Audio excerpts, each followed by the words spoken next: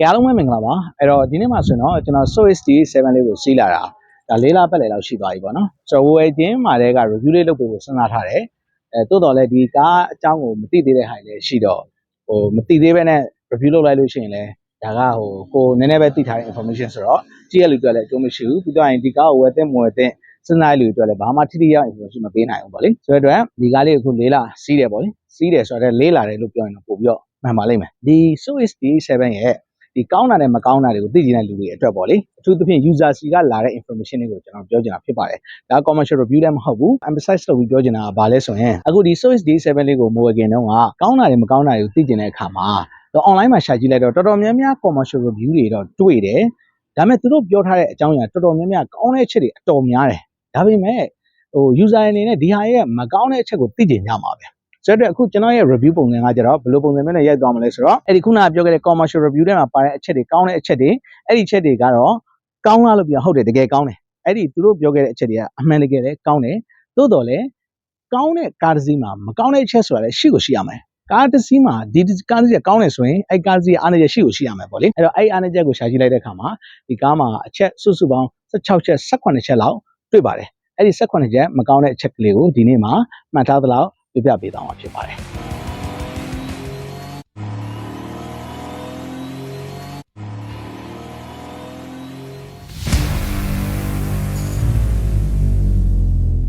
ကဲအဲ့တော့ကျွန်တော်ဒီမှာမှတ်ထားတဲ့အချက်ကလေးတွေကိုကြည့်ပြီးတော့ပြောအောင်မှာဖြစ်ပါတယ်အဲ့တော့ခုနကကျွန်တော် intro မှာပြောခဲ့တဲ့အတိုင်းပဲ commercial video မှာပြောတဲ့ဒီကားရဲ့ကောင်းတာတွေဒ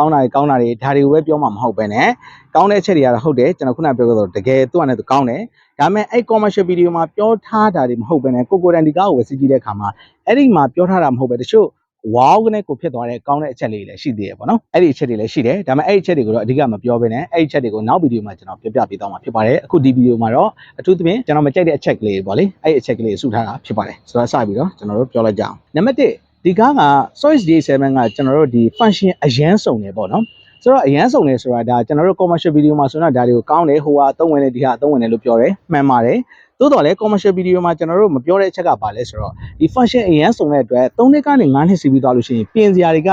ဟိုဟာနည်းနည်းဒီဟာနည်းနည်းကျွန်တော်တို့ဖြစ်တတ်ပါတယ်ဒီကားမှာဆိုရင် tire pressure monitoring ကျွန်တော်တို့စဝယ်တဲ့ကဒီတစ်လုံးက tire pressure ကျွန်တော်တို့ဒီ sensor လေးတစ်ခုပြတ်နေရပေါ့နော်အဲ့ဒါလေးတစ်ခုရှိတယ်အဲ့တော့3နှစ်ကနေ5နှစ်တော့ဒီမှာတော့တစ်ခုမဟုတ်တစ်ခုပြတ်မှာဖြစ်ပါတယ်ဆိုတော့အဲ့ဒါလေးကိုကျွန်တော်ကမကောင်းတဲ့အချက်လေးမှာကျွန်တော်ထည့်ထားတယ်ပြီးတော့တခြားဟိုနည်းနည်းဒီနည်းနည်းနဲ့ကျွန်တော်တို့ဒီ model မြင့်တဲ့ကားဖြစ်တဲ့ function ဆုံးတဲ့အတွက်တစ်ခုမဟုတ်တစ်ခုက3နှစ်ကနေ5နှစ်တော့တွင်ပြတ်မှာဖြစ်ပါတယ်ဆိုတော့အဲ့ဒါလေးတွေကိုပဲကျွန်တော်တို့ကကြိုတင်ပြီးတော့စဉ်းစားဖို့လိုအပ်တယ်3နှစ်ကနေ5နှစ်လောက်ရှိလာပြီဆိုရင်သိရတယ်တစ်ခုမဟုတ်တစ်ခုတော့နည်းနည်းစီစပြီးတော့ကျွန်တော်တို့ error တက်မှာဖြစ်ပါတယ်နောက်တစ်ခုကားက size တော်တော်လေးကြီးတယ်ကြီးတဲ့အတွက်ကျွန်တော်တို့ခန်းထည်တယ်တော့ရှိတယ်ဒါကတော့ commercial video မှာဆိုရင်တော့ခန်းထည်တယ်ရှိတယ်ကားကကြည့်လို့လည်းကောင်းတယ်ပေါ့နော်ဟုတ်တယ်သူတို့ပြောတာမှန်တယ်ဒါပေမဲ့ကျွန်တော်အနေနဲ့ဒီဟာကိုမကောင်းတဲ့ဘက်ကနေပြီးတော့ဘာကိုပြောချင်တာလဲဆိုတော့ကား size ကြီးတယ် engine 1.5 ဖြစ်နေတဲ့အတွက်ရုပ်တရက်ကျွန်တော်တို့ pick up နင်းလိုက်တာမျိုးဘူးဝဲနဲ့ view ပြဲနဲ့အဲ့လိုမျိုးကျွန်တော်တို့ဘင်းနေတဲ့လူတွေအတွက်ဆိုရင်တော့ဒီကားဟာလုံးဝမသင့်တော့ပါဘူးဘာဖြစ်လို့လဲဆိုတော့ဒီကားဟာကျွန်တော်တို့ခက်ညာလေးနဲ့ AC လေးပဲစီးမယ်မြို့ထဲမှာကျွန်တော် engine 1.5 ကိုတာဖို့လေးလည်းပါတယ်ပုံမှန်အယုံဆွဲလေးနဲ့သွားမယ်အဲ့လိုမျိုးလူတွေအတွက်ဆိုရင်တော့တင့်တော်ပြီးတော့ဘယ်လိုတွေအတွက်မကောင်းလဲဆိုတော့ကားတဲ့ဝန်ထမ်းတွေလုံးဝ pick up နင်းမယ်ပြီးတော့လို့ရှိရင်အမြန်လိုလို့ရှိရင်ကျွန်တော်တို့ဒီ level floor လိုက်တာမျိုးအမြန်သွားခြင်းတဲ့ဟာမျိုးအဲ့လိုအခြေအနေမျိုးတက်ဆိုရင်တော့ဒီကားကမကောင်းဘူးလို့ကျွန်တော်ပြောလို့ရပါတယ်ဆိုတော့အဲ့လိုမျိုးလူတွေအတွက်တော့ဒီကားဝယ်တဲ့အခါမှာဆင်ကျင်ပြီးတော့ပြန်ပြီးတော့စဉ်းစားကြည့်စေချင်ပါတယ်ပြီးနောက်တစ်ချက်အနေနဲ့ကျွန်တော်ပြောအောင်လို့ရှိရင်ပုံမှန် GDN ကျွန်တော်တို့ဒီ engine 1.5 ကားတွေနဲ့ရှင်းလို့ရှိရင်စီစားသလားပေါ့ဟုတ်တယ်အဲ့ဒါကကျွန်တော်တို့တချို့တွေကားရောင်းကြတဲ့အခါမှာလဲတိတိတသားကြီးပြောကြတဲ့ဟာရှိရပေါ့နော် engine 1.5 ဖြစ်တဲ့အတွက်စီစားတက်တာတယ်လို့အဲ့ထက်လုံးဝမဟုတ်ပါဘူးကျွန်တော်တို့ normal JDM 1.5 engine နဲ့ရှင်းလို့ရှိရင်တော့ဒီကားတွေကလုံးဝအဲ့ဒီကားတွေနဲ့ရှင်းရင်စီစားကိုစားပါတယ်ဘယ်လောက်တော့စားလဲဆိုရင်ကျွန်တော်တို့ဒီ JDN ကား 2.0 နဲ့အခုဒီ 1.5 နဲ့စီစားတဲ့ပုံစံကမျိုးထဲမှာဆိုရင်အတူတူလောက်ဖြစ်ပါတယ်အခုကျွန်တော်စမ်းထားတဲ့ဟာလေးတွေကတော့ရှိတယ်ဒါပေမဲ့အဲ့ information လေးကိုအသေးစိတ်ရတော့မှပြောမယ်အခုဘာလဲဆိုတော့3កောင်းလောက်အတိအကျစမ်းပြီးတော့မှအဲ့ဒါကို average ယူပြီးတော့ကျွန်တော်တို့ထပ်ပြီးတော့ပြမှာမဟုတ်လို့ပါအဲ့ဒါတော့နောက်ဗီဒီယိုမှာအသေးစိတ်ပြောမယ်ဒါပေမဲ့အခုအကျဉ်းမြင့်ကျွန်တော်တို့ရထားတာကတော့1 liter ကို8 km နဲ့10 km ကြားလောက်ကိုစီးလို့ရပါတယ်မြို့ထဲမှာဆိုရင်ပေါ့နော်ဆိုတော့ဒါကတော့ကျွန်တော် average စမ်းထားတာဖြစ်တယ်ဒါပေမဲ့အခုကျွန်တော်3កောင်းလောက်ပေါင်းပြီးတော့စမ်းမယ်စမ်းပြီးတော့မှကျွန်တော်တို့နောက်ဗီဒီယိုတစ်ခုမှာအသေးစိတ်ဘယ်လောက်မြို့ထဲမှာစားရဲဆိုတာကိုပြောပြပေးသွားမှာဖြစ်ပါတယ်ဆိုတော့အနှစ်ချုပ်အနေနဲ့ပြောရလို့ရှိရင်ဒီကားက စီစားလာလို့ပြောရင်စားတယ်လို့ကျွန်တော်တို့ပြောတဲ့စကားကတော့ပို့ပြီးတော့မှန်ပါလိမ့်မယ်ဆိုတော့အဲ့ဒီတစ်ချက်ကကျွန်တော်တို့ပုံမှန် 1.5 ကိုင်းနဲ့ရှင်းလို့ရှိရင်စီစားရတဲ့မကောင်းဘူးလို့ကျွန်တော်တို့ပြောလို့ရတဲ့အထက်မှာပါပါတယ်ခင်ဗျပြီးတော့ရင်နောက်တစ်ချက်အနေနဲ့ပြောရလို့ရှိရင်တော့ landing လေးတွေဝင်တဲ့အခါမှာကျွန်တော် U-turn ခွေတဲ့အခါမှာသူ့ရဲ့ဒီ A pillar လေးတွေပေါ့နော် share ဟာလေးတွေကဘယ်ဘက်ကောညာဘက်ကောနှစ်ခုလုံးကအတော်လေးကြီးတာဖြစ်တဲ့အတွက်ကားမှာထိုင်ရတာတော့ခက်ခက်ညံ့ညံ့ရှိတယ်မြင်လဲမြင်ရတယ်သို့တော်လဲအဲ့ဒီ pillar တွေကကွဲတာဖြစ်တဲ့အတွက် landing တွေကိုကွဲတဲ့အခါတွေ U-turn တွေကွဲတဲ့အခါတွေမှာအရန်သတိထားပါတယ်အဲ့ pillar တစ်ခုဟိုကကွယ်နေတဲ့လူတစ်ယောက်တို့လူနှစ်ယောက်တို့အဲ့ဒါကလုံးဝကျွန်တော်ကွဲတဲ့နေရာမှာပျောက်သွားတာမျိုးရှိပါတယ်ဆိုတဲ့အတွက်အဲ့ဒီဟာကတော်တော်လေးသတိထားတဲ့အထက်မှာပါတယ်ဒါကြောင့်ကျွန်တော်ဒီကားကြည့်တယ်မောင်းအပြူရတာအဆင်ပြေလို့ပြောမယ်အဲ့ဒီချက်ကလေးကိုတော့ကျွန်တော်တို့ဒါမကောင်းတဲ့အထက်မှာကျွန်တော်ထည့်ထားပါတယ်ဒါတော့ကျွန်တော်ရဲ့ experience ပုံမှာမူတည်ပြီးတော့ပြောတာဖြစ်ပါတယ်တချို့ညတယ်ဆိုရင်ကျွန်တော်စတင်ပြန်လာ10နာရီတို့10နာရီခွဲတို့မှာဆိုဒီquick win တဲ့လမ်းတွေမှာတော်လေးသတိထားရတယ်ထီလေးနဲ့လမ်းလျှောက်နေရမိုးလေးရဆိုးနဲ့လူကလည်းမှင်လေးပဲမြင်ရတဲ့အခြေအနေမျိုးလေးမှာဆိုကိုကquickလိုက်တာမျိုးဆိုရင်ကျွန်တော်တို့ဒီကနေပြီးတော့အလန်းတော့တီနဲ့တော့ပေးတယ်လို့ပြောပေမဲ့လူရှိတဲ့ဟာကိုတော်လေးသတိထားတယ်လူမမြင်ဘူးဒီကတီအလန်းပေးလို့တော့ကိုကသတိထားလိုက်တဲ့ဟာမျိုးပေါ့နော်အဲ့မျိုးလေးကျွန်တော်ကြုံမှုပါတယ်ပြီးရင်နောက်တစ်ချက်ကကျွန်တော်ကားတော့လေးတွေဖြစ်ပါတယ်ဒီကားတော့ခလုတ်တွေကကျွန်တော်မှာတော့နှစ်ခုရှိတယ်နှစ်ခုလုံးကအထက်ကနှိပ်တဲ့ဟာလေးတွေကအကုန်လုံးကျွန်တော်တို့ဒီခလုတ်လေးတွေတက်တက်လေးအကုန်လုံးလေးကျွေကုန်ပါတယ်ဆိုတဲ့အတွက်တစ်ခုတည်းဖြစ်တာလည်းဆိုတော့မဟုတ်ဘူးနှစ်ခုလုံးဖြစ်တယ်ဆိုတော့ကျွန်တော်အသည့်တွေကိုလိုက်ပြီးမေးကြည့်တဲ့အခါမှာလည်းအသည့်တွေတော်တော်များများရဲ့ဒီကား remove ကျွန်တော်ကားတော့ပေါ့နော်အဲ့မှာပါတဲ့ခလုတ်ပတန်လေးတွေကတော်တော်များများကျွေကြတယ်ဆိုတော့ဒီဟာက3နှစ်ကနေ9နှစ်တော်တယ်မှာဆိုအဲ့ကာကီရဲ့ခလုတ်လေးလည်းအကုန်လုံးကျွေတယ်ပေါ့နော်ဒါကြောင့်အဲ့ဒါလေးဝယ်မယ်ဆိုရင်6000ကနေပြီးတော့8000ထိကျွန်တော်တို့ပေးရပါတယ်ဆိုတော့ကျွန်တော်ဂျပန်ကားတွေစီးလာတဲ့အထက်မှာတော့အဲ့ဒါမျိုးတစ်ခါမှမကြုံဘူးကားတော့တွေကကျွေသွားတယ်လို့ဘာလို့မရှိဘူးပေါ့နော်ဒီကားမှာတော့အဲ့လိုမျိုးကားတော့ဒီ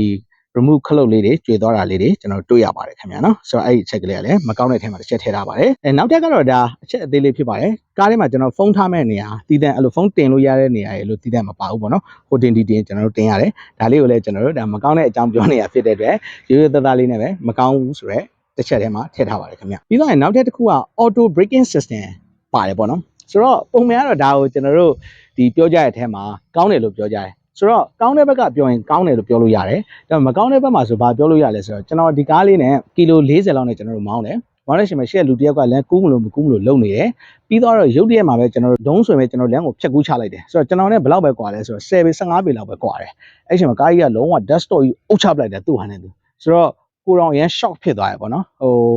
်ကို brake ကိုလှမ်းပြီးတော့ခြေထောက်နဲ့အုပ်လဲမှီတယ်ဒါပေမဲ့ကားကသူ့အုပ်ချလိုက်တဲ့အတွက်နောက်မှာတင်ထားတဲ့ပစ္စည်းတွေပြီးတော့လို့ရှိရင်ဒီမှာဒီ Latin Emirates မှာတင်ထားတဲ့ဖုန်းတွေတခြားဝုန်းဆိုအကုန်လုံးရှုပ်ပြုတ်ကျသွားတယ်ပေါ့နော်ဒါကတော့ကောင်းတယ်လို့လည်းပြောလို့ရတယ်မကောင်းလို့ပြောလို့ရတယ်ဒါပေမဲ့အဲ့ဒီဖြစ်တဲ့အချိန်မှာတုန်းကတော့ကျွန်တော်တို့ကိုယ့်ဟာနဲ့ကိုယ်ခြေထောက်နဲ့အုပ်လဲမှီတယ်အဲ့ဒါမျိုးသူအုပ်လိုက်တဲ့အတွက်အကုန်လုံးကားတစ်စီးကိုဆွဲပြီးပြစ်ချလိုက်ပြီးကျွီးနေလို့ဖြစ်သွားတယ်ပေါ့နော်ဆိုတော့အဲ့ဒီချက်ကနည်းနည်း shock ဖြစ်စေတယ်ပေါ့နော်ဆိုတော့ဒီအချက်ကတော့မတင်မကျအနေနဲ့ပဲကျွန်တော်ပြောလိုက်ပါမယ်ဆိုတော့ကျွန်တော်စီးဘူးတဲ့ကားထဲမှာတော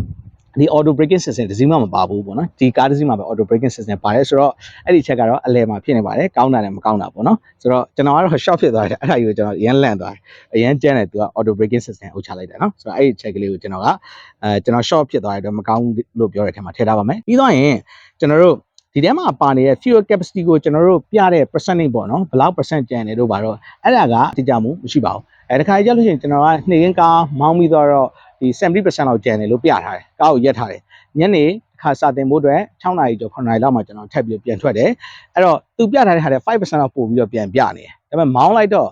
အင်ဂျင်လေးလှိမ့်ပြီးတော့နည်းနည်းတလိမ့်နှစ်လိမ့်ပဲလှိမ့်ရသေးဒုံးဆို 69% ပြန်ပြီးတော့ဖြစ်သွားတယ်ပေါ့နော်ဆိုတော့အဲ့ဒါလေးကမတိကျဘူးလို့ပြောလို့ရပါတယ်ခင်ဗျာဆိုတော့သူ့ရဲ့ percentage ကိုတော့သွားပြီးတော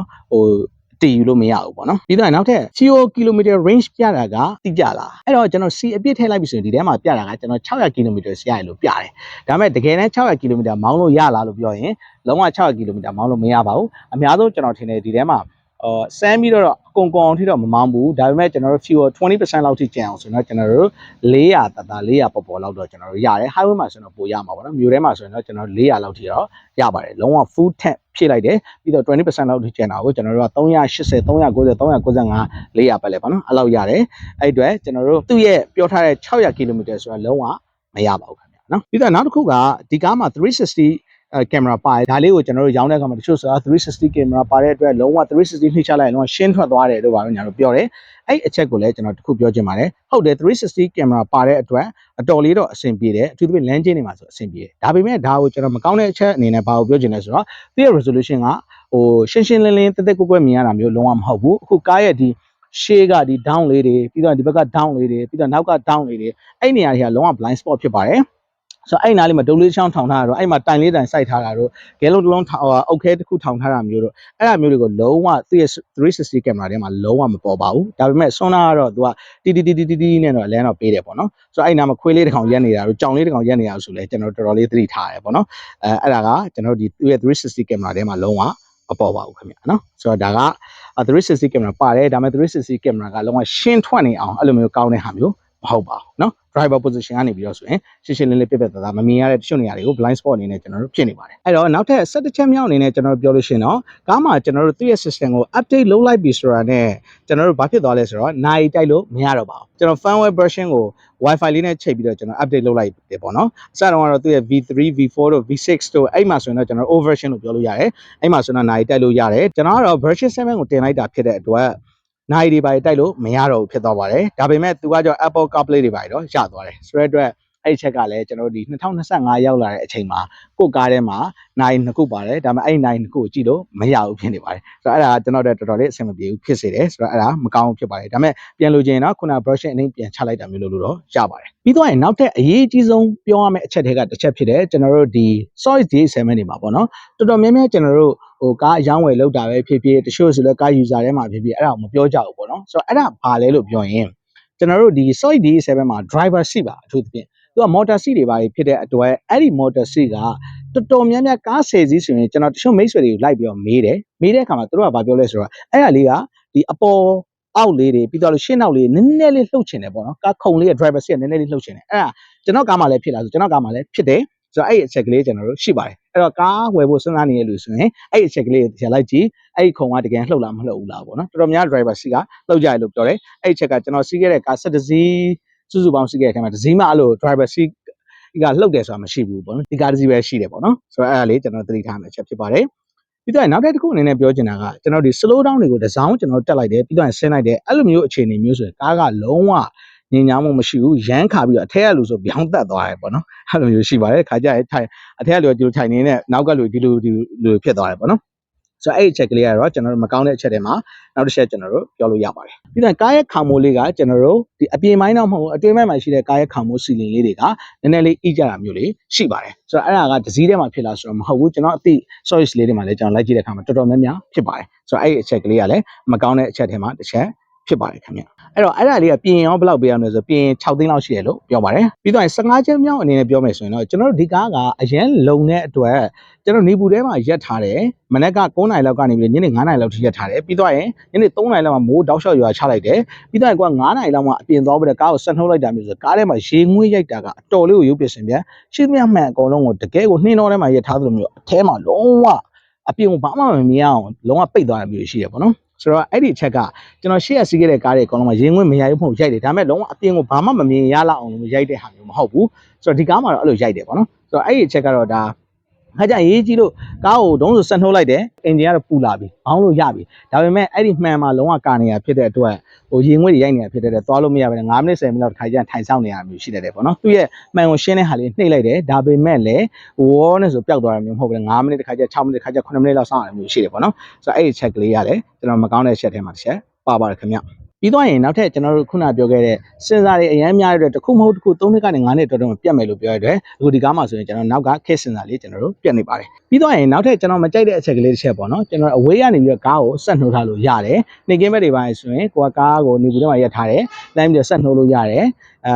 ယ်အဲကွန်တွေပါကြိုပြီးဖွင့်ထားလို့ရတယ်ပေါ့နော်ဆိုတော့ဒီအချက်ကကောင်းလားဆိုရင်ကောင်းတယ်ဒါပေမဲ့ကျွန်တော်ကကြတော့ဘယ်လိုမျိုးလုပ်လဲဆိုတော့ကားကိုမထွက်ခင်မှာကားလေးဆက်နှိုးတယ်ပြီးတော့ရင်2မိနစ်3မိနစ်လောက်ကျွန်တော်ကားလေးကိုဆက်နှိုးတယ်ပြီးတော့မှအဲကွန်လေးကိုစပြီးတော့ဖွင့်တယ်ပြီးတော့မှထွက်တယ်ပေါ့နော်အဲ့လိုမျိုးလုပ်တဲ့လူဖြစ်တဲ့အတွက်မနေ့ကသွားကနေမှကျွန်တော်တို့ကားဆက်နှိုးတယ်ဆက်နှိုးတဲ့အခါမှာကားဆက်ကိုတန်းနှိုးလိုက်တာနဲ့သူကလုံးဝအင်ဂျင်ကအရန်ကိုအေးနေတဲ့အခြေအနေမှာအင်ဂျင်ဝိုင်းလည်းအပေါ်မတက်သေးဘူးအဲ့ချိန်မှာနှိုးလိုက်တဲ့အချိန်မှာတခါတည်းကားဆက်နှိုးရတယ်အဲကွန်ကြီးကဒုံးဆိုဖွင့်လိုက်တာဖြစ်တဲ့အတွက်အင်ဂျင်အေးစစ်လေးရှိနေတဲ့အင်ဂျင်တစ်ခုကိုအင်ဂျင်ဝိုင်းကလည်းကျွန်တော်တို့ကမတက်သေးဘူးအဲ့ချိန်မှာလုံးဝဆက်နှိုးလိုက်ပြီးချက်ချင်းအဲကွန်ဖွင့်ချလိုက်တော့ကွန်ပရက်ဆာကြီးလဲအတွက်အင်ဂျင်ဝုန်းနဲ့ဆွဲပြီးတော့လှုပ်တာဖြစ်တဲ့အတွ